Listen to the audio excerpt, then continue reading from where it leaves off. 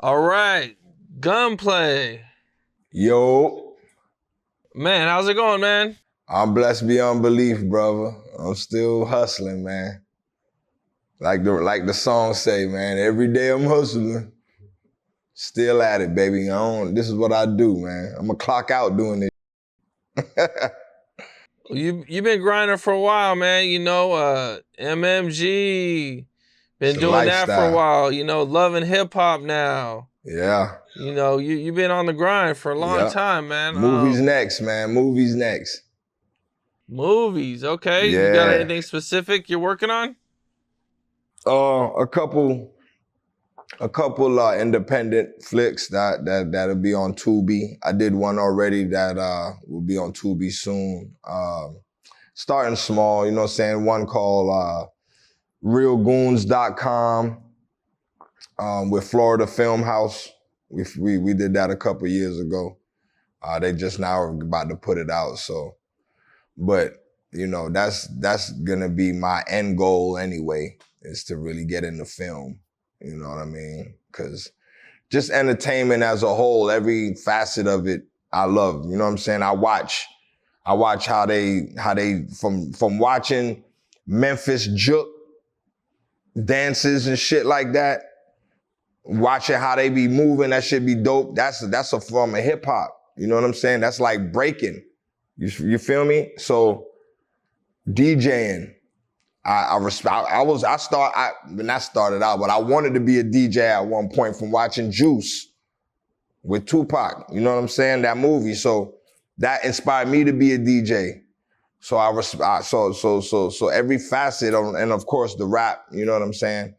But every facet of entertainment, and Pac was an actor, and it just sparked something in me to do it too, and people have been telling me, man, why don't you got to act, man? I'm like, well, we're gonna see, you know what I mean? But I want to get some classes under my belt, because I'm that invested in it, you know what I mean? Get a few classes under my belt. I did it before, but I was always down and around like the gum on the ground. I was never stable. I'm finally stable, got a family now, so I could actually do 2-3 times a week some classes and really, you know what I mean, fine tune whatever natural abilities I got. And that's what it is, man. Shit, man. Acting is it's a rough game in there, Yeah. but you're already on TV, so you already got a head start with the This is love and hip hop practice. thing. This is You got practice for going. me right now. You know what I'm saying? Seeing how it look, and then now I get it's like improv. It's like improv. You know what I'm saying? It's like impromptu, just shit. You know what I'm saying? But when I don't want a script. I want to start reading lines, man. You know what I'm saying? So anybody seeing this, hit me up, info@animalshelter.com. Animal Shelter spelled ANMLSHLTR.com. Send me a script and a budget. and we on, baby. Don't forget the budget. Yeah, Don't that's forget what it the is. budget. Most important. All right, well let's get into it, man. You've been all over the internet recently, mainly because of your situation with DJ Envy, man. I think it started with DJ Envy and Rick Ross going back and forth and taking shots at each other over a car show, man. What was going on from your perspective? It was all fun and games to me, I was laughing at it until he brought up a GoFundMe situation that pertained to my daughter having open heart surgery from a 1 in 10,000 heart defect. And, it just didn't sit with me, it didn't sit with me right. And my wife was extremely distraught because she's not into this social media stuff. When I met her, she had 3 pictures. You see what I'm saying? So, the network and everything else, making her really be a social public figure now, she's not dealing with it too good. She's currently in therapy for it. You know what I'm saying? Because you got to understand, she's not a city girl. You know what I mean? She a country girl. She from Kentucky. She's an Afro-Latina from Kentucky. I know it's Aki. But she grew up with her mom and dad, 5 siblings.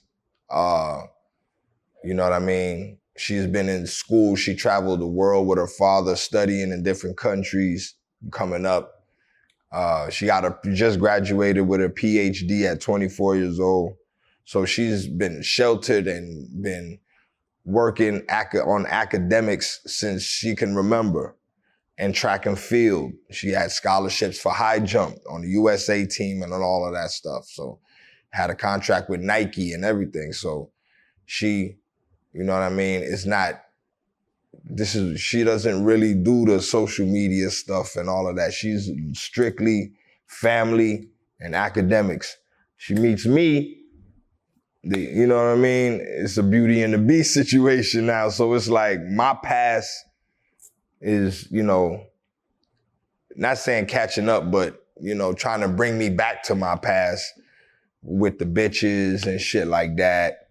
And, you know, social media was the first time where she really seen like, oh man, this nigga, first of all, this nigga done fucked half the city.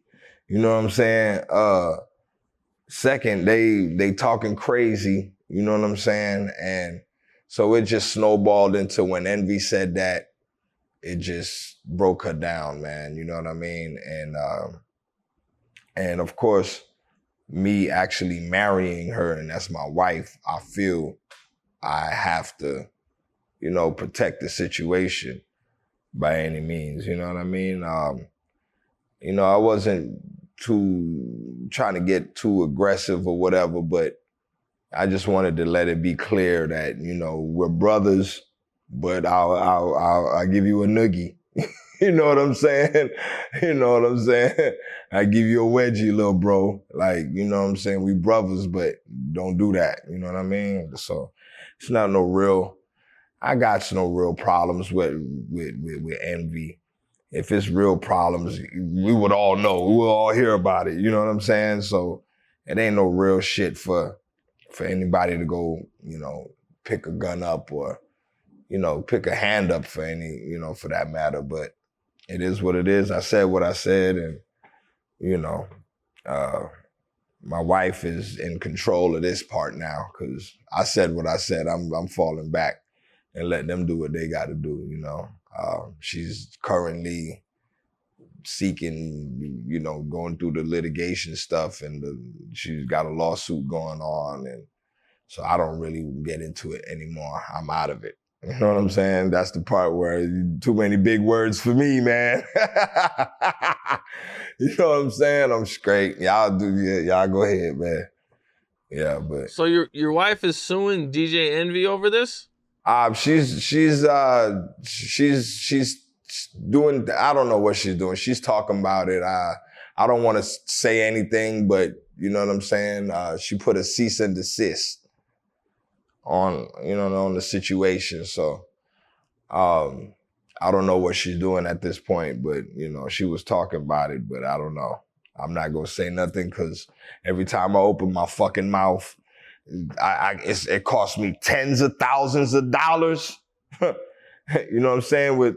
I'm good. Like last time I opened my mouth about, you know, the GoFundMe situation, and it was a whole thing. I gave my my big homie, man, Rick Ross, a chain appreciation.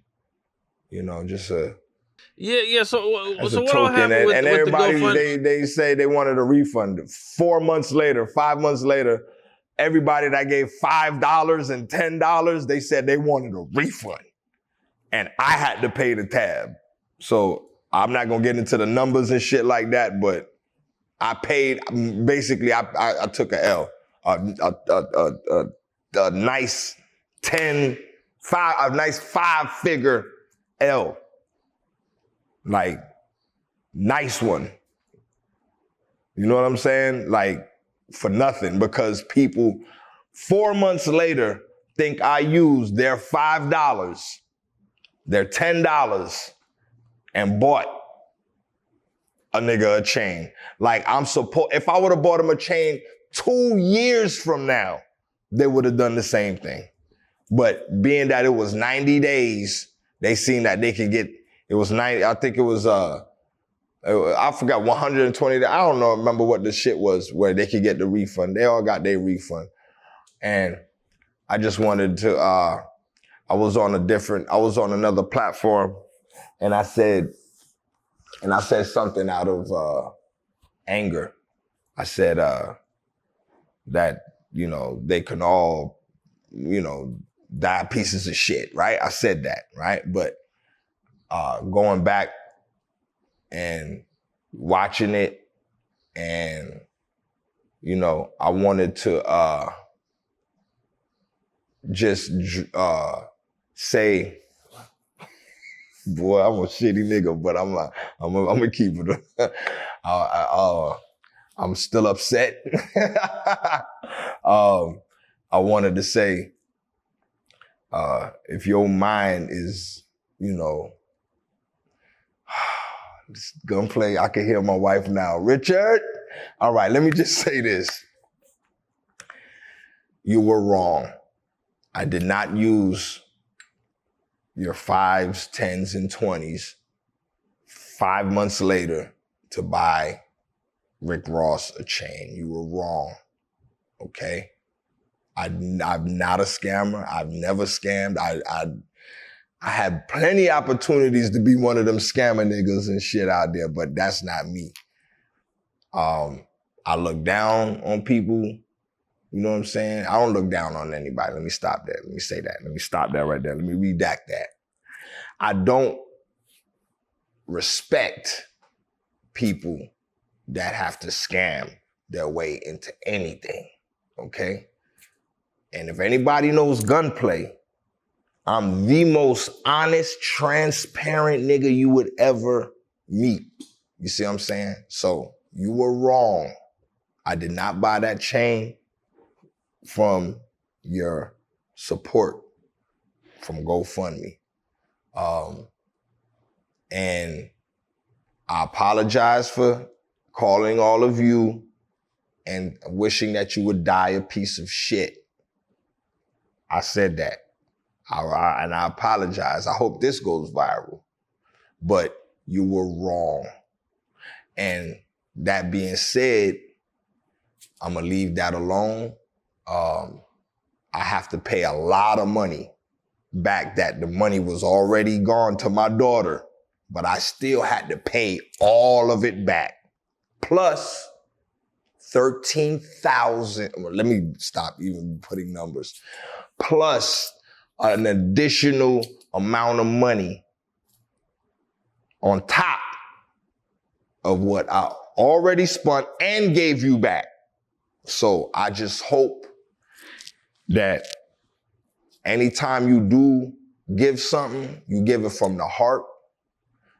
And if you 4 months later, 3 months later, 5 months later, a year later, a day later, want to take back what you gave from your heart initially, or was it for the gram? But I'm going to say it was from the heart because that's how I talk and that's how I feel and that's how I think everybody should, you know what I'm saying? The world would be a better place. But now that you took back the money that we thought you gave from your heart to my daughter, not to me. I didn't break an arm. I wasn't sick. My daughter, a newborn. Now that you took that money back, because in your world, in your mind, in your own reality, you think 5 months later, I take 4 months, whatever the months later, you think I took the money and bought a chain. I hope you can sleep at night and you feel better about making sure you got back your $10 and your $5. You probably needed it and you still gave it, but you needed it back. And I understand. You would always be the way you are, and nothing can change that about you. That's okay. Me, on the other hand, I don't respect it. I don't respect you. And you know what I'm saying? I really want to say some things to you, but I'm not. I'm going to shut the fuck up for the first time in my life. So I think right now we just seen another step of maturity in Gunplay's situation. Because I really want to tell you some shit, but I'm going to leave it alone. All right, what's the next question? I just had to address that shit like you know what I'm saying? Like a real nigga, dog, because that was super flaw. I ain't never seen no flaw shit like that. You can never in your life wake up and say, I'm a real nigga or I'm a real bitch. You can't.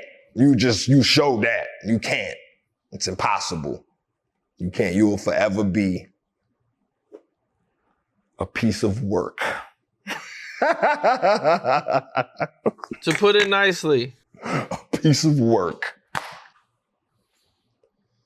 I mean, that was my second question, but we got that out of the way. You know, I seen you did a song with Boosie not too long ago. Yeah. Up in Geek featuring Lil Boosie, man. Free that boy Boosie. I don't know what's going on, but I just don't know, and I just hope I don't know, by the grace of God, because that man love his kids, man. You could tell you know what I'm saying? Like, that ain't it, dog. Not the gist, dog. Damn.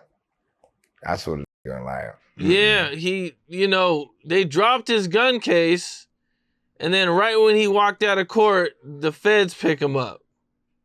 What the man? You know how you got to feel on that, dog? You know what kind of emotional roller coaster that is? Do you know what kind of emotional roller coaster that is, bro? You want some celebrate, or I don't know, he probably even knew it. He probably knew that was coming, man. They probably said it's a chance. When you leave here, there'll be, I don't know, dog. I don't know. Nobody really knows at this point. I just hope they free that boy, man. For his son's sake, man. His family's sake, man. Boosie, man, I super surprised, man. I know Boosie stays on point with a lot of stuff, and to hear about him going to jail, man. Hopefully they get it figured out, and it's not too long. I mean, I think they got him. Yeah, they're trying to hold him on bail, like the feds are just going after rappers at like a crazy rate, man. Like, it's not even. I hate to say it, but I think like it's I don't know. I think the game is over. Like, as far as like the streets and merging with music and all of that, it can't happen no more. What need to happen is people actually going back to making music. Like music. Like music. Not just, you know what I'm saying? Not taking nothing away from any genre of hip hop, but if you really look at Andre 3000, when you look at CeeLo Greens, when you look at even Kanye's, you know what I'm saying? Like everybody don't gotta talk about killing and gang banging and shit like that. Especially with 90% of these niggas really not on that for real. Them niggas is just talking that shit, but they bringing that shit to him. Like, look at Gunna. He talking all of that, he bringing that, he brought that shit to him. Then when it came, what he did, and what the rest of them do.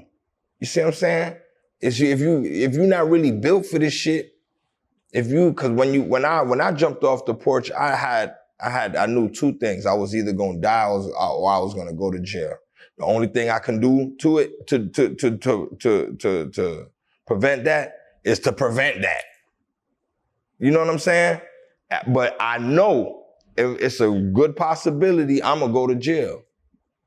And I already had it in my mind, not trying to manifest it, but I was already prepared that if I do, and it's some shit that's involving my peoples, I'm gonna have to sit and do what I have to do. You know what I'm saying? I signed up for this shit. I signed up for it. So I'm not finna tell on nobody. I'm not finna try to get my head blown off. You know what I'm saying? I'm gonna do shit the right way. You know, even when I did go on my rampage and I was, you know, I was spared by the grace of God a few times, you know, threatened with jail a few times, but the last one with the armed robbery shit, that one was like, all right, nah, you got to sit down now. You know what I'm saying? Chill. How do you feel like his career is gonna be now that all this came out? It don't matter. It don't matter. People don't care about the integrity, like that street code, the integrity, and having that integrity, and it's gone.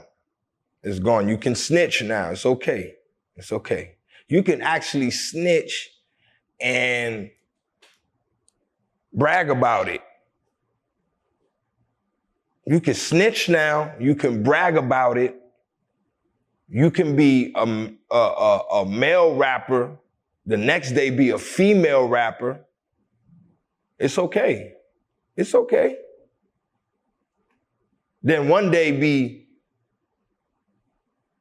you know, married, and the next day be married to a giraffe or some shit, or tree.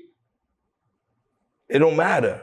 You could do anything you want now. It don't matter. You got these niggas with, man, look at the game, man. Look at this shit. You don't see this shit? Am I the only one seeing this shit? It's over. It's over. Whatever you want to say, yeah, it's old school, whatever you want to call it. I don't give a f. But the morals is gone, bruh. It's not there no more. It don't matter. That's why the real niggas and niggas that really kept it solid over a period of time are still here. The people they're gonna come and go. You're gonna get the flash in the pans. You're gonna get the niggas twerking on devils and all of that shit. And they just making sure they keep on opening that door a little bit more and a little bit more so everybody can come through and do this thing called rap. Don't matter what you are. It doesn't matter. Now the door wide open. Anybody could do this shit. And on top of that, you don't even need a deal. You do this shit out your garage, out your room, your mama house. Then the bathroom, nigga. Create your own reality with that shit. Your own buzz, your own world, bro. And it don't matter who you are now, because there's no more gatekeepers. There's no more hierarchy. There's no more bosses. There's no more leaders. You know what I'm saying? Nobody has to answer to anybody but themselves.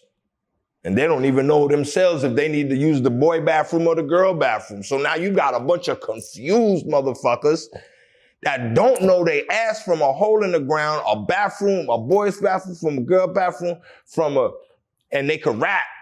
And they'll get on that microphone in that room, and nobody's telling them, nah, we're not signing that shit.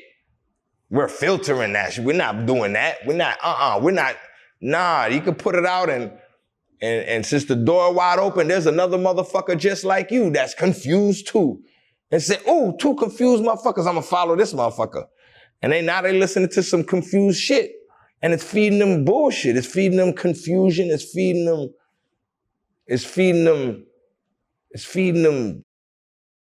like garbage, man. It's feeding them I ain't trying to be like we could talk about struggles. We could talk about your stories. There's nothing wrong with that. You know what I'm saying? But when you saying shit just for shock value and it's catchy, you know what I'm saying? I'm not gonna say nobody's shit, but there's records that I catch in my head. I'm like, get that shit out your head. What the f is you? Because you hear it so much on the TikTok, on the gram, on the radio, in the club. And it's like, dog, I am not singing that in my head. You know what I'm saying? Like, perfect example. I love her to death. I got nothing wrong with this young lady, dog. I love her. I actually know her. I see her all the time. And I actually told her this. I say, look, that song, eat a nigga, eat a nigga, now you heard that song she got? She got a know what song it's called say, exactly? eat a nigga ass. She be eating a nigga ass. You heard that song? Not sure. I don't think I have. Where are you from, my brother? I'm from Cali. Okay. Okay. Well, she got a record called Eating a Nigga Ass. Okay? And this record is played on TikTok. Went viral, right? I love Suki. But that record gets stuck in a nigga head. Now you sitting there going, hey man, I want to, like, I'm just saying, that's what it's a program. You know what I'm saying? Like, with anything you can do that with. She cracked the code to programming, putting that shit in your head. It don't matter what it is. It doesn't matter about her eating a nigga ass or every day I'm hustling. It's programmed. Which one you want to program into the people. You see what I'm saying? So I'm just saying that because I'm getting more experienced with life. I'm getting older.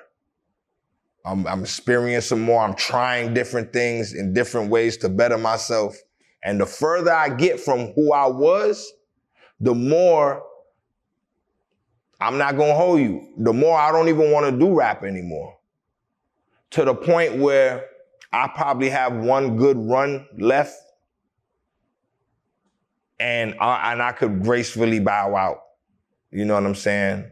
I made my mark. I did my thing. I had a fall. You know what I'm saying? I've traveled the world, still will. It's what I do. But the climate, the state of hip hop, the state of the country, everything is I'm disappointed. It's a handful of young new artists that I respect and that I really listen to. I ain't gonna say it's a handful. It's a lot of them. It's a lot of them. You know, but it's a lot of bullshit too. And it's starting to overpower the voices that are really... Who are some artists you're listening to? ESTG. Right now, I'm on that. I with Key Glock, Bobby Fishscale. I like Migos because they Quavo and them because they just, they the way they snap. Who else? Few Detroit.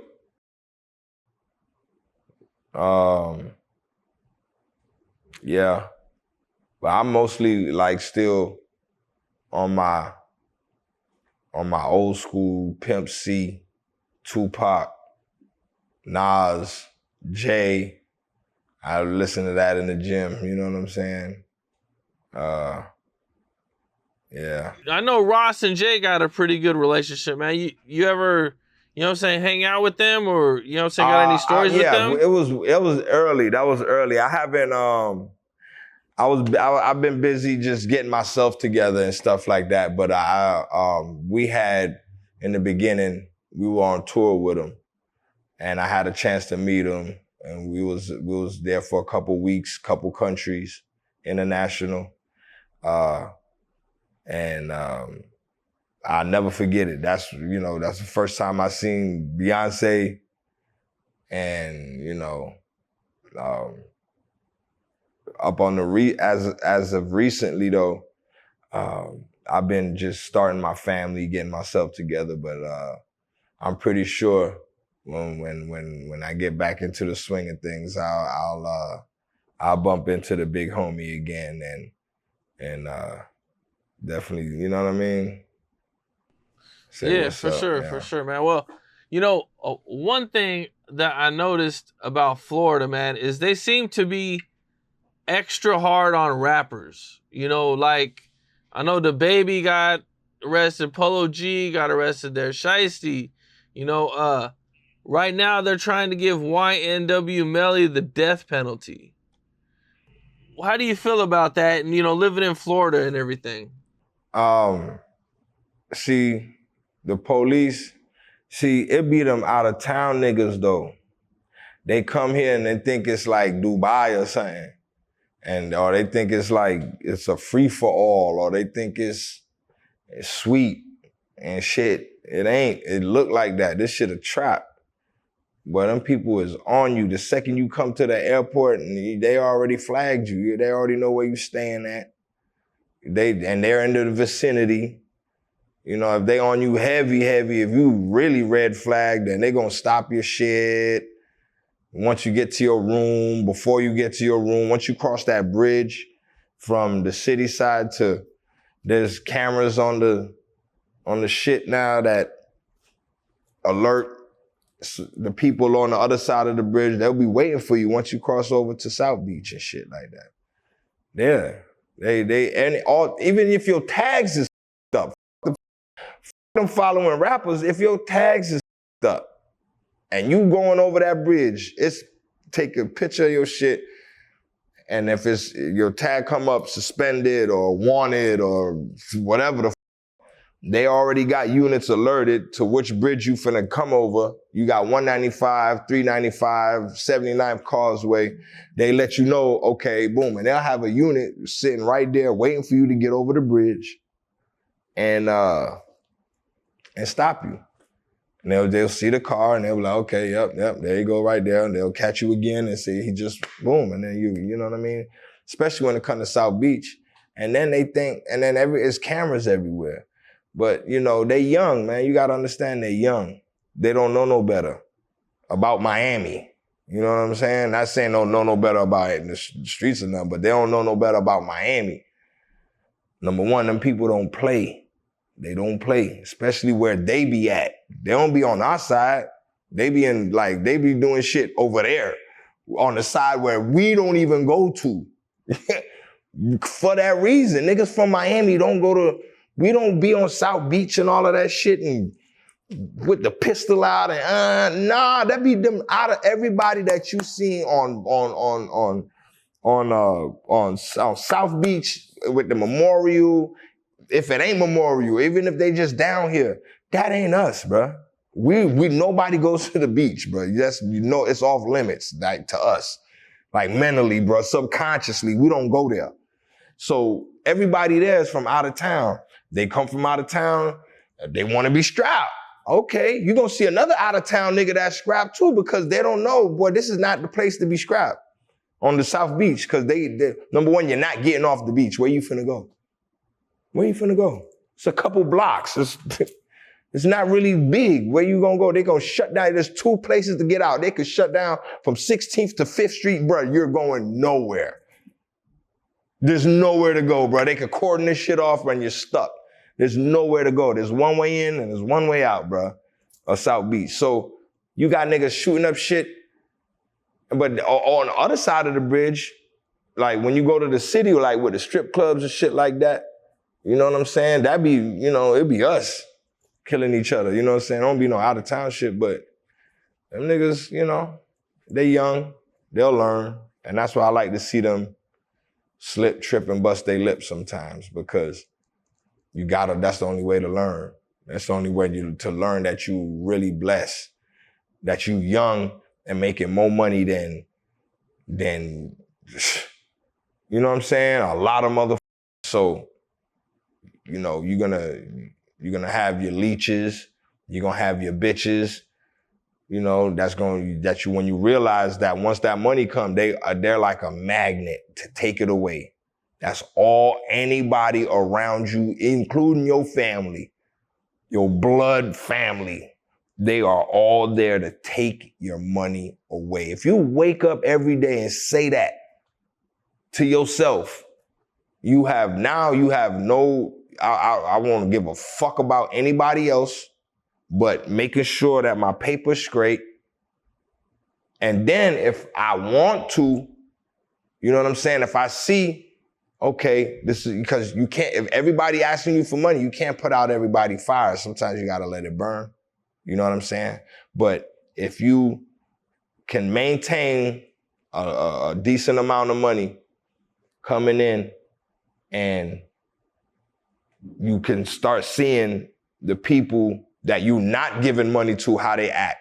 Are they are they still down with you, or are they just there, or you not breaking them off, so now they don't want to come around no more? And then you just let everybody fall off, because 5 years go by, 6 years go by, 7 years go by, 10 years. If you get there to 10 years with having a lot of money and being a A-list artist, or in the game, that for that matter, you'll see who's really there for you. You know what I'm saying? Some you know, like look at Ross Circle now. We're 20 something years going in. What? Like, I met him out 13, 14. You know what I'm saying? I started like when I was 15 to really, like, you know what I'm saying? When we said this is what we're gonna do. It took 10 years. We got on 2005. What that is now? So you want to say from 2000 and so from 15 to what that is? 15, 25. You talking like 20 some years, man, right? I'm f***ed up with math shit, but like, it's, you know what I'm saying? It's the same niggas, man. So you have all the same homies? You didn't lose any of your... Yeah, we lost a few. God bless the dead Peanut. God bless the dead Black Bo. You know what I'm saying? We did, but that's two. You know, and we're still here. Still here. We go to the functions. It's like a family reunion every time we go, man. We don't have to be in each other's presence every day like that, because I'm doing my thing. I've got Love and Hip Hop. I'm filming every day. I got a family. But when when we all get together, it's the same people, man. It's the same people, you know. Yeah, that's what's up. That's very what's up, important. man. Well, you know, one thing that's been in the news quite a bit is the Morant situation.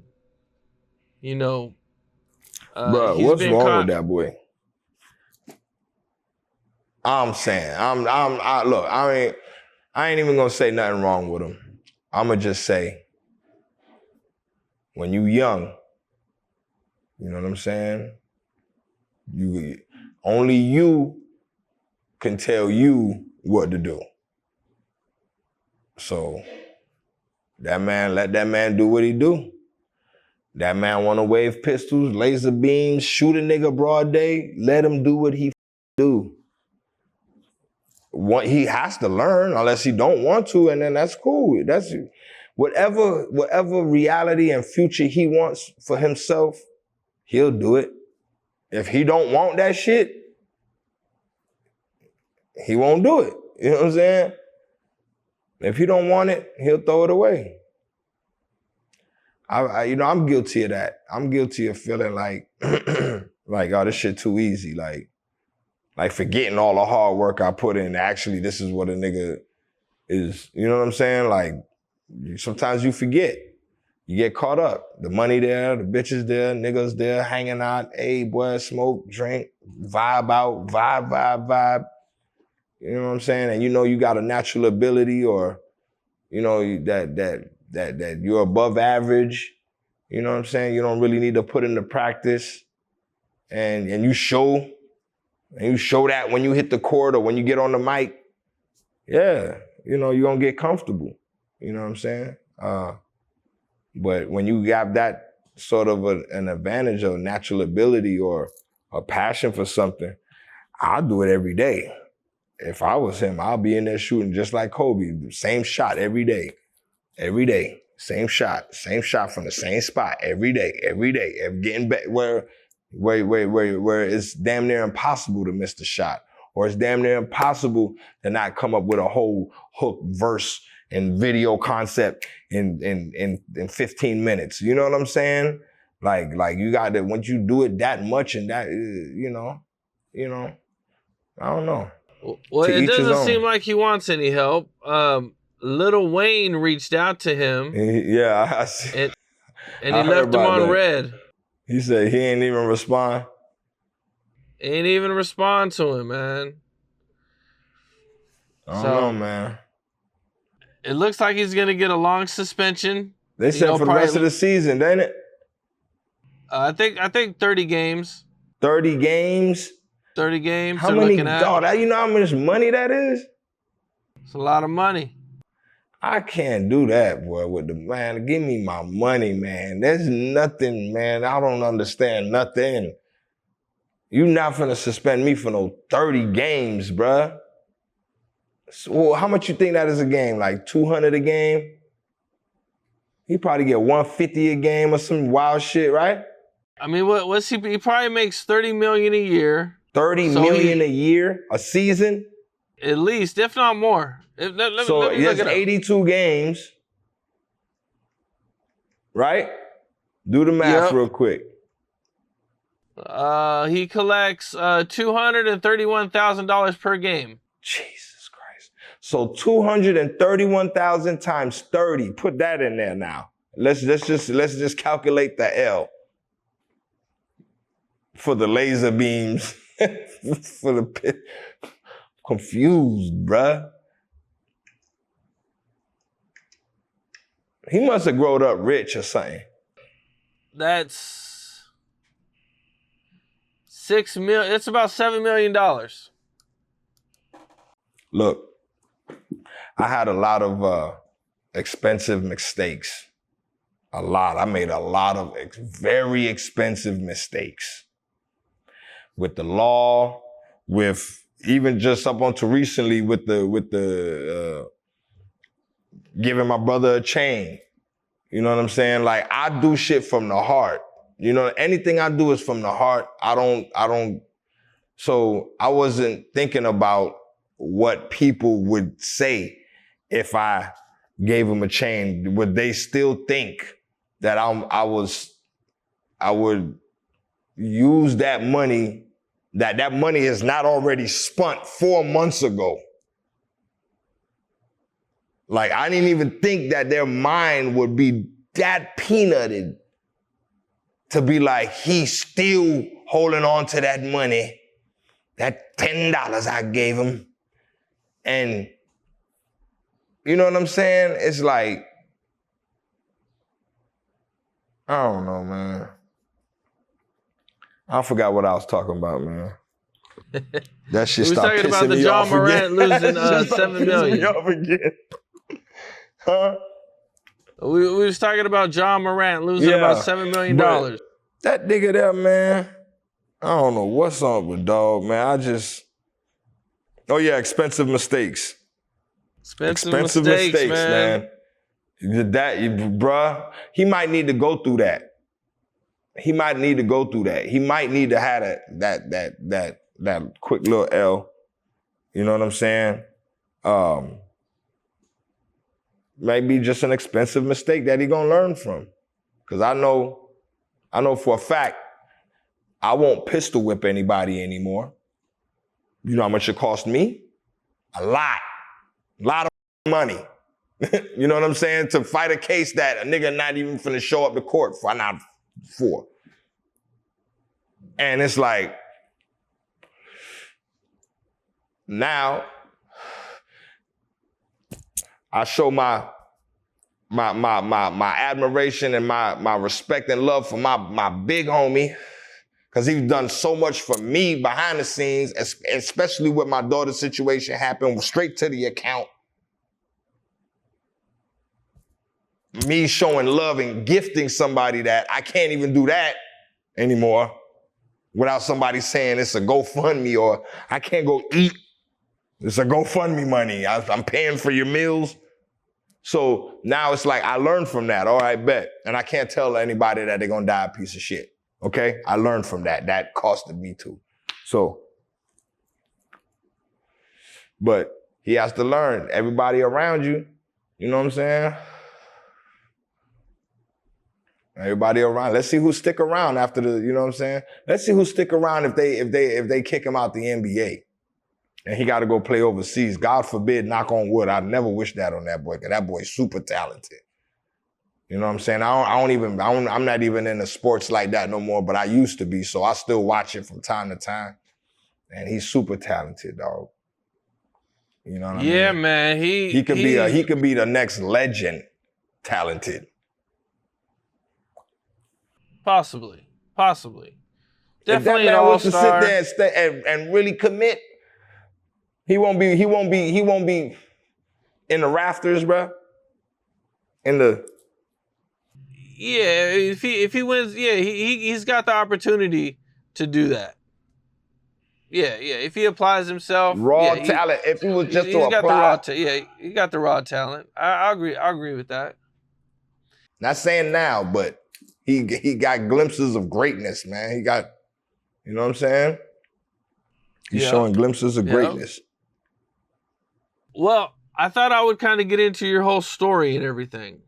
You know, for the people who might not be familiar with it, I don't think you've actually did your whole story and talked about a lot of stuff, man. So, you know, I think, you know, everybody probably knows you're from Miami or around Miami. I was born in Texas for real. I was born in El Paso. My mom and dad was from New York City. My dad was from the Bronx. My mom was from Queens. They met in New York Community College or some shit up there. They went into the Army. They were stationed at Beaumont, something. I forgot they Bliss or something. I don't know. But they ended up having me. Okay, and then I was 3 years old, and my dad was abusive, and my mother. They both moved back to New York. She took me back to New York, and my dad, they got a divorce. So I was seeing my dad on the weekends. I'll be in the Bronx, South Bronx, in Forest Projects, and then I'll be in Queens during the week going to school at PS 156. And I went to Linden SDA for elementary in New York. And I hit 10 years old. My mom moved down to Miami because New York was bad. It was the crack era. It was hectic. You know what I'm saying? My aunt was strung out. It was just a lot going on. And she brought me down here. And, you know, by the time I was 13, I was, you know, already in trouble and shit like that. I already got arrested and basically jumping off the porch, you know what I'm saying? And I met Ross when I was 15. He was, 18, 19, and you know, we just had the same vision, you know what I'm saying? Want to do this rap shit, get out these streets, you know what I'm saying? And you know, street shit come with everything, man. So, you know, we survived that long enough and put in enough work to where 2005, you know, the record Hustlin' hit, and I've been on tour ever since. You know, my father Jamaican, my mom my father Puerto Rican, my mom Jamaican, so I'm a Puerto Rican, new strand, you know what I'm saying? Angry strand. Well, let's go back a little bit real quick, man. So you moved to Miami, and you said you got into a lot of trouble. I believe you've kind of talked about selling drugs at an early age before. Yeah. You know, how did all that come together? So it was funny. I had a job. I went and got a job. I think I was like 16 or something like that, because my old girl was tripping, and the court was like, yo, you got to get a job and all that, because I kept getting arrested and shit. What were you getting arrested for? Stupid shit, weed, loitering, trespassing, you know what I'm saying? And just like juvenile shit, you know, B&E, you know what I'm saying? Juvenile bullshit. And so I said, let me go get a job. So I got a job at Chuck E. Cheese. And I'll never forget, I was getting paid $2.75 an hour. because that was minimum wage back then. And I had got my first check, and it was like, I think it was like $150 after 2 weeks of working in the kitchen. And I took that 150, and at that time, 8 balls was 110. And I bought me an 8 ball, and I broke it down into 20s because I didn't know about just putting 0.4 or 0.3, 0.4, 0.3. I was putting 0.5, 0.5, 0.5. So I had the chunky chunks, you know what I'm saying? Raw. And I went to the store because I usually sell my little weed at the store and shit. And I kept the coke at the crib at my mama's house. And white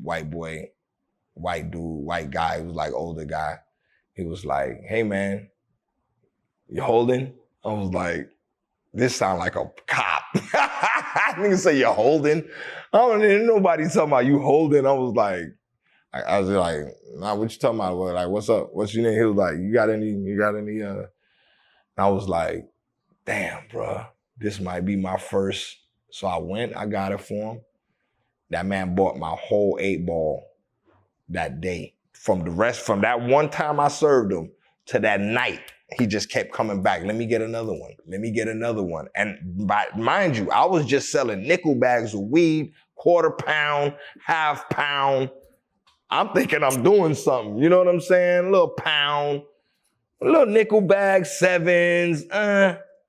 I'm like, wait a minute. This whole day, if I had 10 of these motherfuckers buying an 8 ball a day, and I'm flipping that shit, and I ain't cutting nothing, because it's going so fast, I don't need to cut it. Just get it off. To the point where it's like, okay. And then everything changed from there. Then I just pumped up, and you know what I'm saying? You know, pumped up to 1 ounce and started grabbing 2 ounces. Then the nigga just said, man, here, man, just take this 4.5. And then it was just like, okay, I got ounces. And then, you know how that shit go. And, but my mama's house was the trap, though. She would work 16 hours, 20 hours, a nurse. And I'd just be there hanging out, 15 niggas at the crib. We all just smoking outside, you know what I'm saying? Backyard, niggas playing video games in my room. You know, I'm just trapping that shit out. And then nightfall, y'all gotta go. And that's it. And to the point when I start selling coke now, then they motherfuckers start tapping on my window. Tick, tick, tick, tick, tick, tick, tick. I'm like, oh Lord, I got my old girl right there on the couch. So when I come out my room, I have to see her. She's like, the couch is right there, the TV's right here. I have to see her.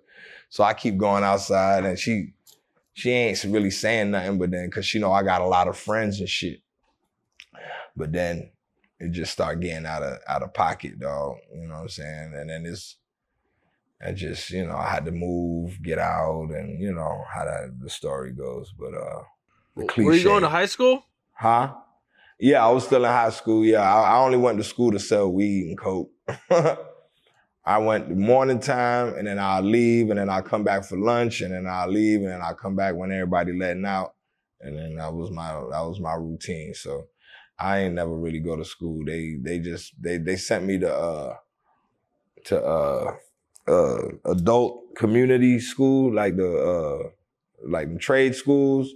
The Hallandale adult, it was like it's like for dropout niggas and shit like that. You can smoke cigarettes in the hallways. It got grown ass motherfuckers going to trades classes and shit. You can go to class if you want, or if you don't. That was like your last ditch effort to try to like save a nigga, but I was, whatever, dog. I tried it too. I ain't did none of that shit neither, dog. School wasn't for me, man. You know, by the time I was really invested in music, so I'm hustling and I'm rapping, and that's my life, and I signed up like wholehearted. That's all I was doing.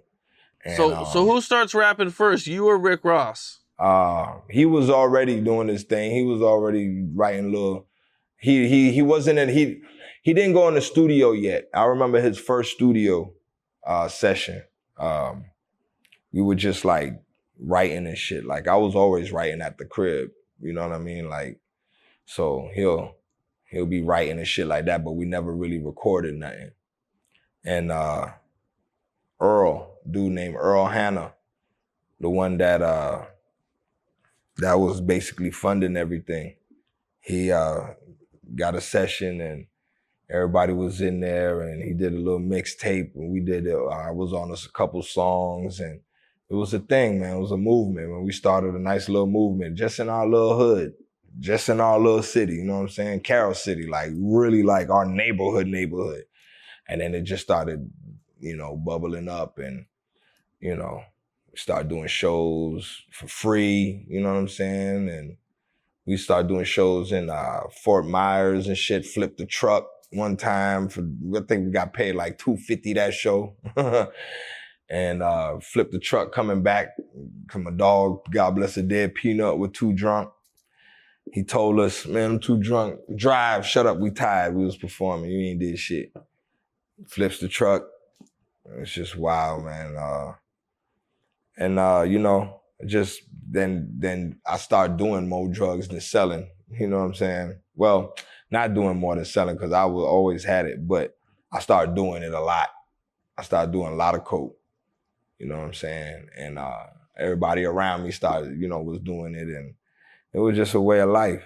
And then to the point where, I ain't think I had a problem, and to where I realized I had a problem, and I quit for like 8 years, and then I got back on it because around I had to do like 30 records in like 3 days in Cali. One of the mixtapes was with Mozzie. The Mozzie mixtape that I did, I forgot what it's called. Headshots and dreadlocks or something like that.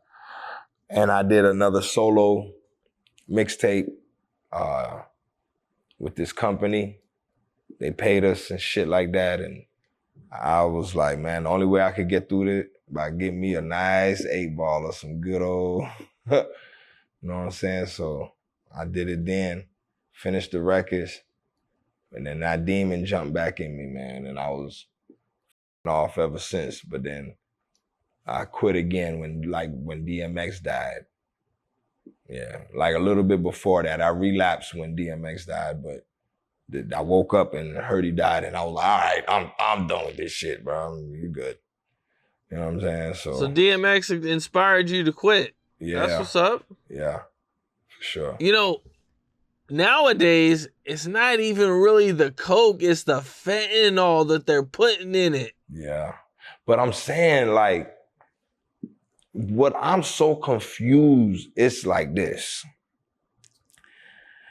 You cannot, either that is sabotage, either it's some sabotage, I don't want to say government or Chinese, or I don't want to say anything, but I don't know what. Who the cuts coke with a downer, bruh? Why? That's like cutting coke with morphine. Why? It does not equal out, bruh. It makes no sense to me. Why would you cut coke with fentanyl? Fentanyl? That's intentional. Or people are doing fentanyl now more. And that really is the problem. And the real culprit. It's not that people is being laced, or some pills are, yeah. Some pills are, yeah, because why? It's downers. If it's an oxy, you couldn't tell the difference if it's a, you know what I'm saying? I mean, not saying you can tell it, but it's the same neighborhood. They're both downers. You're not finna put a downer in an upper, bruh. Unless you speedballing. You know what I'm saying? Unless you speedballing or you actually doing fentanyl. Like where they're cutting it enough where you're good, but then you might catch a bad batch. And then they can get f***ed up. But as far as in the coke, I might be, hey man, I've been out the game a long time, so I might not know. But please, pull my fucking coattail, pull my coat and tell me something. Cause it don't make no fucking sense to me, my nigga. What do you think was like your worst experience doing drugs? When I did ketamine, I thought I bought some coke from one of my homies, and this be wired, he be up doing all kind of, and he gave me, we lived in the same building. So he came down to my unit and gave me another 50. I said, let me get a 50, man. Gives it to me, I hit it, boom. I'm already drunk and already blasted. You know when you already blasted, you really don't feel it. You're just trying to keep the shit going. Like, so I didn't feel no burn. I didn't feel nothing. I was like, man, maybe it's clean. I'm like, it didn't feel no different, but I'm like, I don't know. I don't feel right. I just keep hitting it. I'm thinking I'm just too drunk. The liquor's catching up to me. I keep hitting it. We talking while I'm hitting it. Da, da, da, he leave. I'm still hitting it. Dun, dun, dun, dun, dun. Now I'm hitting it more because I'm like, why is this shit not hitting like that? And then I just start feeling like a little nauseous because I start feeling like woozy. It feels like my whole body's doing this, like vibrating, kind of like, and I'm trying to move, and now it's like, wait, something ain't right. Now I'm thinking did too much. I'm still not knowing what the is going on. I'm still feeling, now I'm feeling like I'm trying to take a step, but it feels like my body's doing this. I can't explain it. It's the weirdest feeling. Like, I'm trying to move my hand, it feels like my hand's doing this. Just to get to this, but it's just doing like this. But it looks and feels like it looks like this, but it feels like this. I'm trying to I'm like, all right, now I say, let me make a checklist. How is my heart? My heart is fine. My heart is fine. It's not coked in. I started eliminating shit. I'm like, if my heart is not beating out my chest, this is not coke. My heart is fine, bruh. I'm chilling. I'm still taking, you know what I'm saying? I try to take a couple shots before that to try to bring down the coke to see if it, and now it's not coke, dog.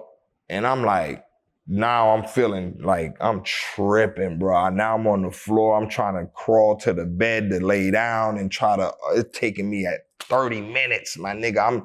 So I'm on my hands and knees feeling like I'm like in a, I can't explain it, bro. And then I call it, so I kind of like, hours go by. I had this little bitch dancing for me and shit like that. So she comes home after the club and she like, yo, what the?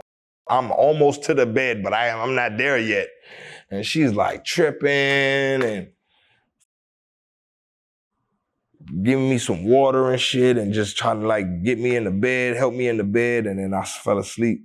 And I woke up and I'm like, yo, what the was that you gave me, bro? He's like, yo, what you talking about? I'm like, bruh, my nigga, and I told him how I was feeling. He was like, oh shit, papa, damn, homie, I didn't know, my bad. I gave you the wrong bag. I was wondering where the my bag went.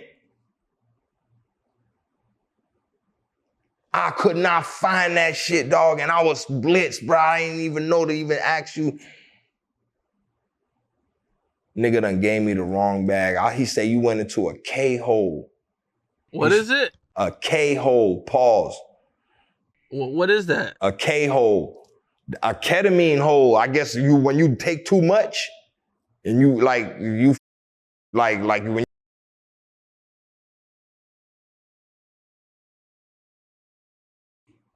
But I was so strong-willed that like my mind wouldn't let me die or pass out or go to sleep or nothing. I only went to sleep after I started feeling like at least it calmed down a little bit. But I was sitting there praying. I'm sitting there like tripping. Big tripping, bruh. Oh, no, I will never, bruh. Then like, and then like before that, I tried this shit called Tusi. Anybody know what Tusi is? Whoever out there, like, he was like, boy, the hoes love this. Give it to the hoes. So I try to get some hoes on it and shit. Some hoes start getting on it. I start with these little Spanish bitches. They with Tusi. And I asked them, what the is it? It's red. It's red. I hit it one time just to with the hoes and shit. It ain't do nothing to me. I ain't feel nothing because I guess I ain't taking, but it's ketamine and something, not MDMA or NDMA. I think it's ketamine and MDMA. I can't remember what it is. I don't remember what he told me it was, but so I'm like, that's the same nigga, you know what I'm saying? I'm like, let me just stay away from dog, because dog sent here to kill me, man. Obviously, because my nigga, I say, man, he say, man. That's not the drug.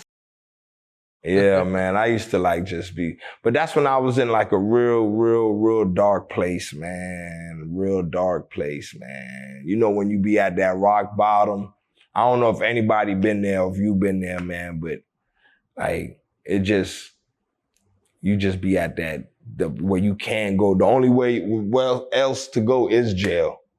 It's like, and I don't even, at that point, sometimes you don't even mind. You're like, I don't give a my nigga. Whatever, dog. You know what I'm saying? But then it'd be like, nah, dog, you got too many motherfuckers out here with you, dog, in the streets. Your family, they love you. Like, you got to really tighten up, man. You got to tighten up, bro. You got to tighten up. Only way to tighten up, you got to clean yourself up. You got to get your act together. And you know what I'm saying? If you love money more than getting high, like you say you do, you got to prove it right now, buddy. Because I never was the type. That's why it was so weird for me, bro. Like to not even give a like, you know what I'm saying? Like to not even care though no more, my nigga. I was like, nah, that ain't even me, bro. I ain't the type, bro. Like, that's why I'll never go back there. That's why I say, let me start a family. Keep me occupied. Keep me occupied with a very intelligent wife. You know what I'm saying? That I could kind of fall back and let her kind of like, you know what I'm saying, drive the boat for a little bit, man. You know what I'm saying? Like, because like I needed help. You know, I self-rehabilitated and the next step was to, if I start a family, I'm so invested and occupied, you know, that there's no way I'm gonna sit there and go back to because now I have responsibilities, you know what I'm saying? Real responsibilities, not just rent, not just, you know what I'm saying, trick money, you know what I'm saying? Real responsibilities. So now instead of going to the strip club, it's okay, what can we get for my daughter, or what can we get for the house, or let's put this up in this, let's invest in this. Like, you know what I'm saying? She do all that. She do all that for me now. You know what I'm saying? So it's like that's what I really needed. I needed some financial knowledge. I just know street shit, dog, and I ain't around in this game no more. I ain't with this shit for nothing. But you couldn't pay me to middleman a onion or anything. You know, maybe some weed. And I'll be like, erase your Texas, man. Erase your Texas. But I ain't around. My wife, she about to be going into the federal law enforcement right now as we speak. So I really, you know what I'm saying? Not around with nothing. Got to be squeaky clean. Doing all this partying and growing up partying, you know, being on tour with Rick Ross, you know, what do you think was like your wildest story hanging out with him? Man, it's a lot. But there was one that that he even remembered because it was funny as hell. We just came from a show. I forgot where we was at. We just left a show, and we was in his room. I had 3 bitches with me, him, a couple other homies and shit, and I pulled out a bag of, and I put it on the nightstand, and I start chopping it up. Boom. And the bitches was sitting on the bed, just being pretty, not really, they're just vibing out, drinking. And once that powder hit the dresser, them hoes jumped up. And the party began. And nigga, I went to my room and all the hoes followed the bag of coke with them. All the hoes left Ross' room. And I ended up all 3 of them. We had a coke sex orgy, dog. And every time that nigga said, God, that Gunplay put that white dot on that table, all the hoes left. Oh, that was funny, man. I forgot where that was, but man, them days, man, I'm talking about, you gotta understand. I don't even, this shit was such a blur. A blur for years, just a blur, years of blur. I remember, but it was just, I remember it just in segments and shit. That shit's just hectic, man. It was awesome though. Well, we talked about earlier about your legal issue with the guy that you were on video with, man. So with your accountant, I believe, can you kind of take me through that story and what happened? Yeah, he that's what he was a tax preparer in the tax preparer's office. You know what I'm saying? He wasn't no accountant. He was doing he did some funny stuff. He did some funny stuff with my taxes and stuff.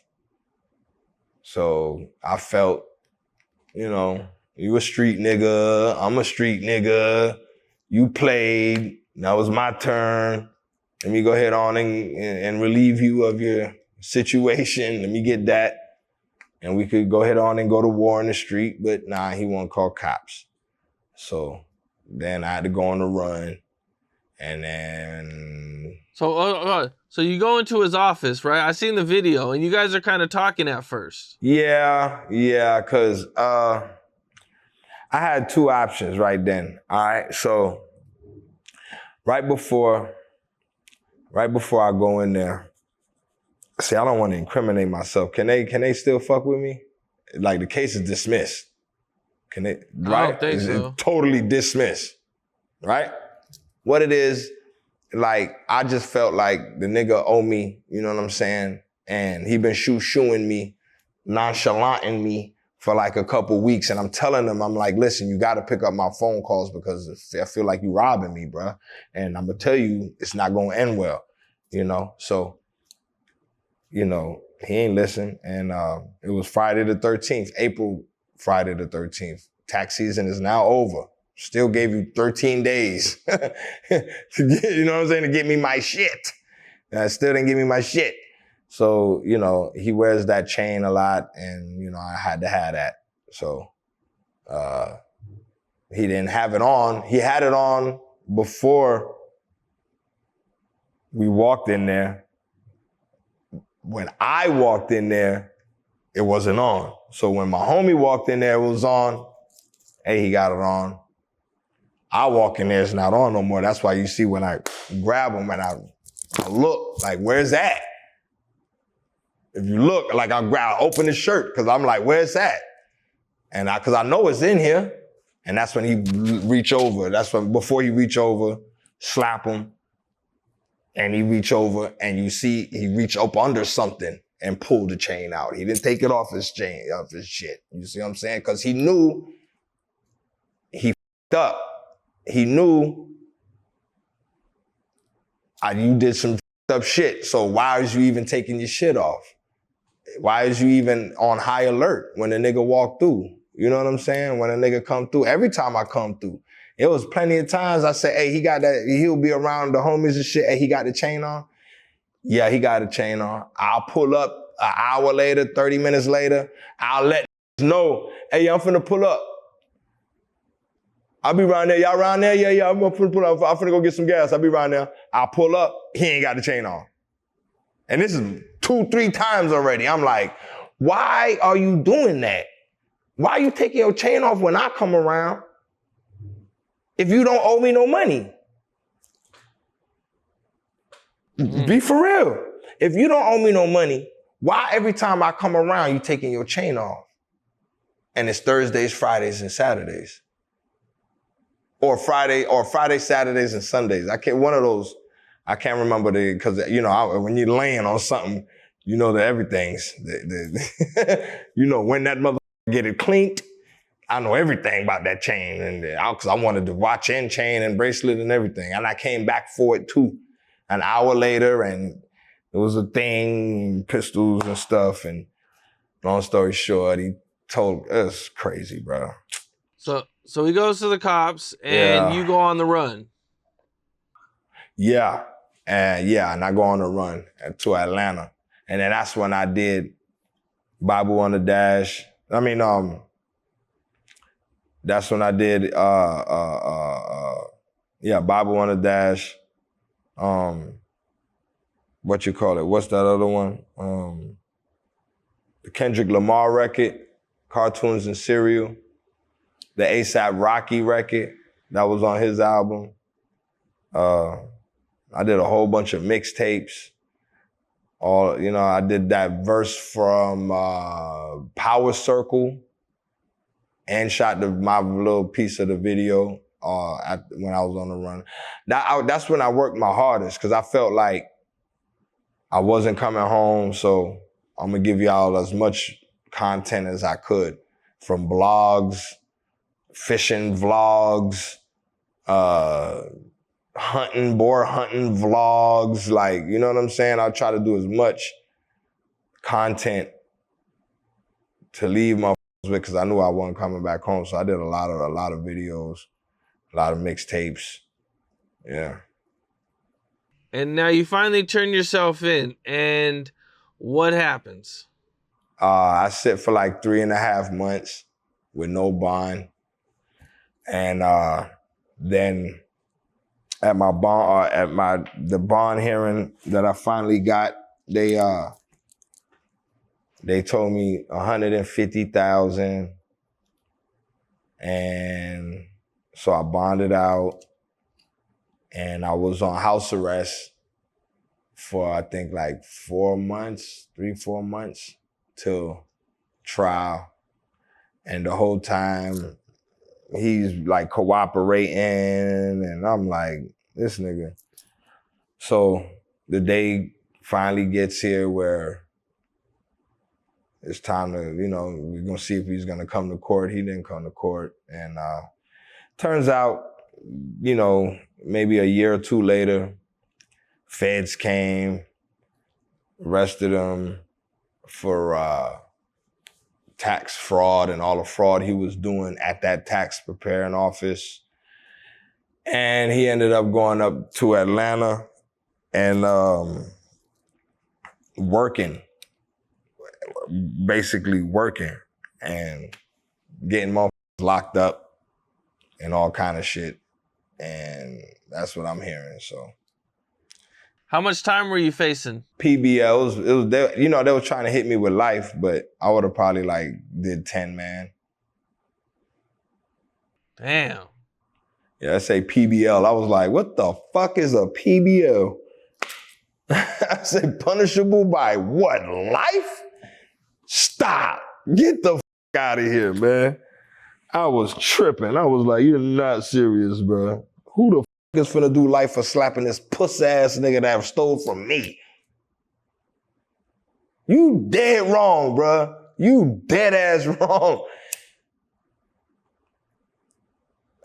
See, that's the thing. That's the thing with me, man. I'm not a bully, dog. I'm not no bully. I'm not finna be, hey, man, and I'm not finna rob. And then the thing is, I always promise myself I would never rob for anything other than drugs, for dope. I only rob for dope. I went on a rampage for like a couple years one time when I was young, and I just went ballistic. And I was just robbing everybody, dog. Like I had a death wish type shit, right? I'm talking about dummy bricks and everything, right? With God bless the dead, my homie Peasy, right? He was already one of those, and I was just right with him, you know what I'm saying, at one point. And, you know what I'm saying? And they killed him, God bless the dead, they killed him. But that was a wake-up call for me to like, boy, you got to chill. You know what I'm saying? This is real. You can bully all you want, but it's gonna catch up to you one way or another. You know what I'm saying? And I'm the type that I read the signs and shit like that. And you know what I mean? I really just, you know, I paid my price a few times. You know what I'm saying? For all the shit I did, I think. And I think my karmic debt is at zero balance right now. You see, now I think my karmic beacon is peaking. So, you know what I'm saying? And it's like, that's why when you fuck with me, it's like, are you ready? And are you fully prepared to wake me up out of my sleep and bother me? Because I won't sleep until you are totally, now I'm fighting a different war. I don't fight with these no more. I got a smart ass PhD in criminology wife that knows the law. I'm not no rat, no snitch. I'm not finna prosecute nobody because that DJ Envy thing, she can actually go for criminal charges for him falsifying a federal investigation on a national platform. That's a first-degree felony. She wants to do it. She's like, you got to take the stand too. I ain't doing shit. We're not prosecuting that man then. There ain't no jail shit. I'm not doing none of that. But the fact that she knows the law, where she knows how to get somebody that would probably get me first, the same way I can adapt to all warfare now. I never knew. I was always the one, like we just talked for 10 minutes about, the one getting the cops called on. Me. They're always calling the cops on me. Call them on me, 911, this nigga here, point them out. Always. Now, you know, or suing me, sue. And then now it's like, okay, she feels passionately about our family and the same amount of intense love for our little family that we just made. The same way I feel. I want to go physical, but she knows a way where she gets lawyers involved, and next thing you know, shit is, you know what I'm saying? I don't know, man. She's smart. Hey, what you want me to do? She's smart. But now, you know, any kind of warfare, you know, it's all bases are covered now. So now I feel confident. Now I feel complete. Now I don't feel like I'll be the victim, anymore. You know what I'm saying? As far as legally, you know what I'm saying? Taken advantage of, and even with contracts and shit like that. You know what I'm saying? Like, she's not gonna let nobody, because a lot of up shit, contracts and shit from back in the day and shit that I did, like, she won't let me do that anymore type shit. Like, she's, you know what I mean? She's making sure anything I do is gonna benefit me and the family regardless.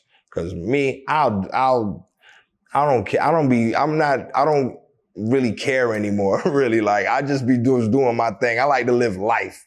I'm planning my fishing trip on my birthday right now. Like, that's my big thing right now that I'm worried about. Like, you know what I'm saying? I'm not worried about the envies and the comments, and she's the one bugging out. She needs therapy. I might need a little anger therapy because of it, but you know what I'm saying? Other than that, it's always a little, you know, the first time you see all these negative comments, it's kind of like a shock, man. You know, I kind of went through it the first time I got killed online. You know, it was you know, but once you go through it a few times, man, it doesn't even matter no more. Yo, since I did once I did that bumper coke in Colombia and Medellin and the cops was right behind me, I've been persecuted from that day on. That was the first time I'm like, that was made. I'm talking about World Star. I'm talking about, at the time, Media Takeout. All of that shit. Remember back in the day? Oh, man, nigga was plastered on that shit. Gunplay does coke. Then, oh, your career's over. You're this, you're that, you're this, you're that. How many years later, dog? You know? It didn't mean nothing. Nothing. That's once you realize, but you can't tell a country girl that. You know what I'm saying? You can't tell her that, dog. You can't. She's going through it. So, you know, I don't care, dog. You know, I'm just ready to go fishing and hunting again. You know what I'm saying? Because the baby just now, it was all schedules hectic, and we had a lot. So now I'm finally getting back into my mojo, man. So I'm ready to go have some fun. You know what I'm saying? Yeah. I hear that, man. Well, when you were on the run for your case, you went to the BET Awards. I went May. I left May, and I turned myself in November that year. Right, but in between that, you went to the BET Awards. Yeah. And you know what's crazy? I was just saying, man, that was like, yo, Ross, why don't you come to the BET Awards? I said, bro, I got this situation. Really can't be around. No authority, no police and all of that. I really can't nah, you good, they with us. All right. You know what I'm saying? They got, you know, everybody cool. Ain't nobody going, you know, they making sure we straight, dog. They good. All right. And then that's when all the bullshit, I'm like. So at first, Ross and Jeezy get into it, yeah, right? And were you there? I barely made, because they had a line to get in, and everybody had to go through the metal detectors and shit. So they was first. They went in first with security, and, you know, the rest of the entourage behind them, and I wasn't too far, but the way that everybody was coming in, it was a wait. So I want to say a minute and 30 seconds, maybe a 2-minute wait. Finally got through there, and I opened the door, and that's when before I open the door, I hear all the commotion, and while I'm going through the metal detector. And if you see the footage, right when you see everybody meleeing, you see me creep up, like, you see my dreads, I creep up like this, like trying to get in there, like, yo. And I didn't know what was going on, man. And, you know, then nobody really told me it was Jeezy. Everybody was being quiet. I didn't know. I thought it was the 50 Cent shit, so I didn't know. And so we go back to the trailer, and then, you know, I was right there. Hey. So you guys go back to the trailer. Now, how do you get split? Because at some point you get split from everybody. Yeah, because everybody was leaving, and then there was a police officer outside trying to hold everybody back. And he started holding people back. And I'm sitting there like, this is exactly why I said I'm not coming here. Now he's finna be like, IDs. I'm fucked, bruh. I just said this shit, bruh. But he's holding everybody. Not me. Nigga, I was like, I start walking this way where his arms can't really reach me because there was a lot of people coming out. And he can't hold everybody. So I kind of like slipped through and went to the trailer. You know what I'm saying? So I could be safe, so I could stay the fuck away from police. So I get to the trailer and they say, all right, Ross leaving. The cars is finna come around. They're coming around like this, I don't know, this driveway kind of thing, like a street. It's a street, but it's like you have to make a U-turn at the light and come around and people pick you up. So they had it was like organized. So I'm waiting for the cars to come up and then the police in front of me and then I look and then I see homie and it is what it is. But So what happened? You see him and you approach him? You go after him? Nah. I was waiting to get out. And the police won't let me out. And I had a thing behind me. I could either jump that and run into the darkness like a coward, or we could just run it right here. So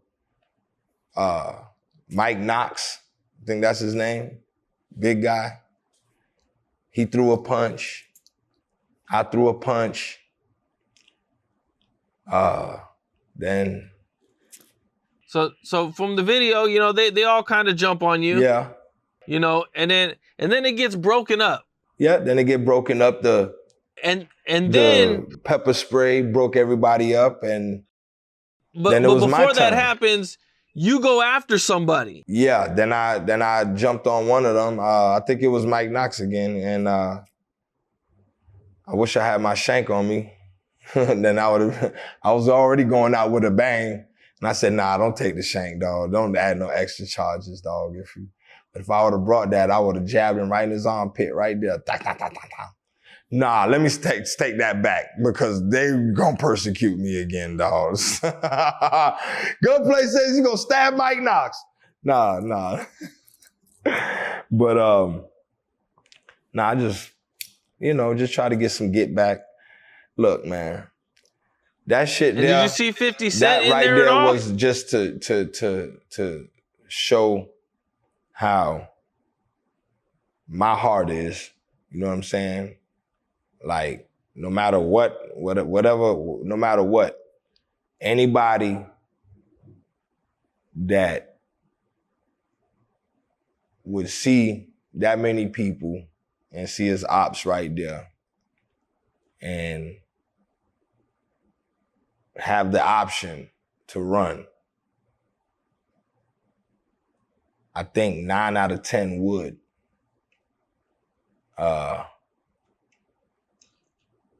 You know what I'm saying? I seen it happen too many times. I ain't the type.